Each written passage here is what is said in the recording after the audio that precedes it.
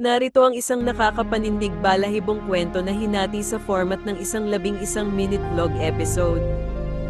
Pinagsasama nito ang suspense, takot, at ang aktwal na karanasan ng dalawang sikat na paranormal investigators. Sa Jethera After Dark, a collaboration episode, Danish Creepy Vlog and Alicia Ghost Adventures. 11 p.m, ang pambungad. Ang orasan ay eksaktong pumalo ng 11 p.m.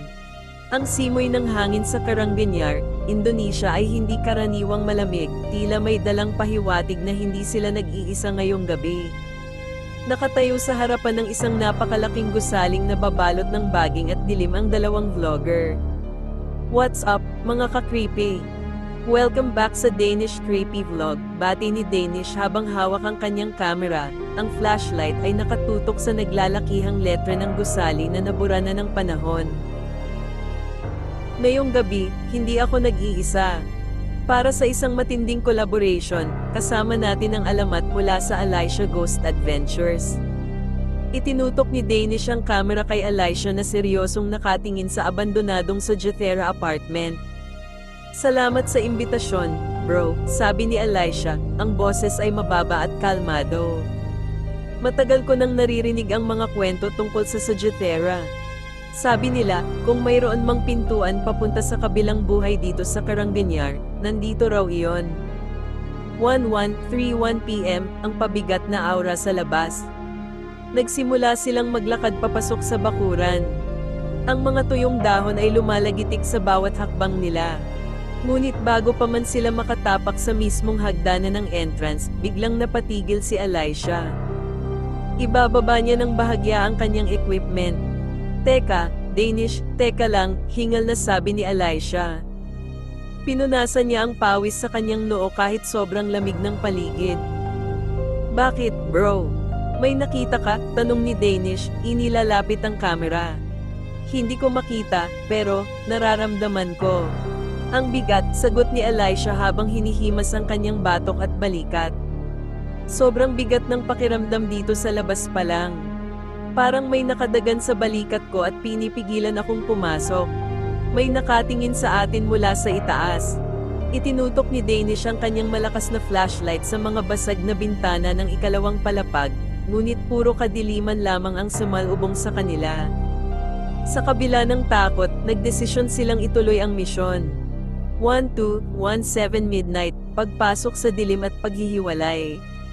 Pagpasok nila sa main lobby, sinalubong sila ng amoy ng amag, lumang kahoy, at nabubulok na basurahan. Ang mga pader ay puro graffiti ngunit may mga kakaibang simbolo rin na tila isinulat gamit ang uling. Upang mas maraming makover sa loob ng maikling oras, nagpasya silang maghiwalay ng daan ng bahagya sa ground floor. I-check ko yung mga kwarto sa kanang pasilyo, bulong ni Danish sa kanyang kamera. Alicia, i-check mo yung bandang likuran, mukhang dining o kusina yun dati. Walkie-talkie na lang kapag may emergency. Tumango si Alicia. Kapiado. Mag-iingat ka.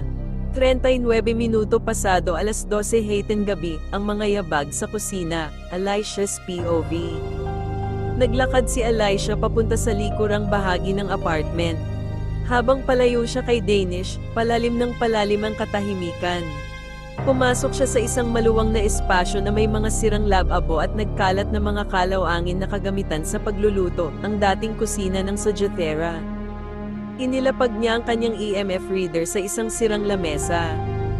Tahimik ang lahat, hanggang sa tug, tug, tug. Nagsitayuan ang mga balahibo ni Alicia. Iniharap niya ang kamera sa madilim na pasilyo ng kusina. Guys, naririnig niyo ba yon? Pabulong niyang tanong sa mga manonood. Mula sa kabilang dulo ng kusina, malinaw na malinaw ang tunog ng mga paang nakayapak na naglalakad sa ibabaw ng mga basag na tiles at semento. Tug! Tug! Papalapit ito sa kanya. Pilit niyang inaaninag kung may tao, ngunit walang kahit anong anino ang sumasalamin sa ilaw ng kanyang flashlight. Ang tunog ng paglalakad ay huminto eksakto sa kanyang harapan, wala pang 1 metro ang layo mula sa kanya. Biglang umilo at tumunog ng malakas ang kanyang EMF reader hanggang red level. 1:07 a.m., ang umiikot na kama, Danes HSPOV.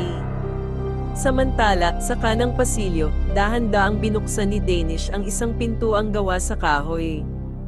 Pumasok siya sa isang dating kwarto. Sa gitna nito ay may isang lumang kama na gawa sa bakal, walang kutsan, at puro kalawang. Nandito tayo sa isa sa mga kwarto. Grabe ang alikabok, hindi na to pinapasok ng napakatagal na panahon, kwento ni Danish. Habang pinagmamasdan niya ang mga sirang aparador, nakarinig siya ng matinis na tunog ng bakal na kumikiskas sa sahig. Screech. Mabilis niyang iniharap ang kamera sa kama. Nanlaki ang kanyang mga mata. Oh my God! Guys, look at this! Hindi ako gumagalaw, wala akong kasama. Ang mabigat at kalawanging bakal na kama ay unti-unting gumagalaw. Ngunit hindi lang ito basta umuusog ng diretsyo, ito ay dahan-daang umiikot ng pabilog, in a circle, sa gitna ng kwarto. Tila may hindi nakikitang tao na nagtutulak sa mga poste nito. Ang tunog ng mga paa ng kama na kumakaladkad sa sahig ay nakakabingi at nakakatakot. Umiikot ito ng buong 360 degrees. Alyssa, pumunta ka rito. Ngayon na, sigaw ni Danish sa kanyang walkie-talkie dahil sa sobrang panic. 1:44 a.m., ang pag-atres. Narinig ni Alyssa ang sigaw sa radyo. Iniwan niya ang nanlalamig na kusina at tumakbo pabalik sa pasilyo hanggang sa makita niya si Danish na nakatayo sa pintuan ng kwarto, nanginginig habang nakatutok pa rin ang kamera sa kama, na ngayon ay biglang huminto sa eksaktong posisyon nito kanina. Nakita mo yun? Hingal na tanong ni Danish. Narinig ko yung bakal, sagot ni Alyssa, namumutla pa rin dahil sa naranasan sa kusina. May naglalakad sa kusina, bro. Nasa harapan ko lang pero wala akong makita. Biglang hamampas ng malakas ang pintuan sa kabilang dulo ng pasilyo. Blag. Nagkatinginan ang dalawa.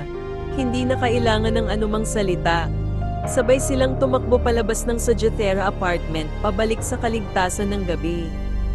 Hanggang dito na lang muna, mga ka-creepy, humihingal na pagtatapos ni Danish paglabas nila sa gate. Ang Sagittera apartment ay hindi biro. May nakatira rito, at hindi nila tayo gusto. See you on the next exploration.